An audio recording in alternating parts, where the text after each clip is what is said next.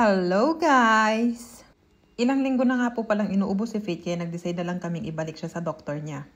Actually, noong nakaraang linggo nadala na namin siya sa doktor niya.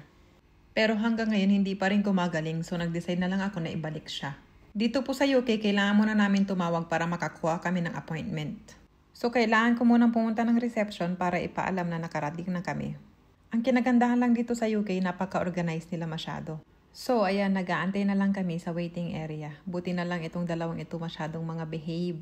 At naalala ko nga po pala na kailangan ni Hopi ng cream so nag-order na lang ako ulit. So, ayan, laro-laro muna sila habang nag-aantay. At thank you Lord talaga kasi kahit may sakit si Faith, napakasigla at magana pa rin siyang kumain. So, ayan, chinecheck na siya ng doktor niya. Sabi kay Faith, napaka-behave ni Faith at good girl. Paano ba naman to bibigyan ng gamot kung ganito siya?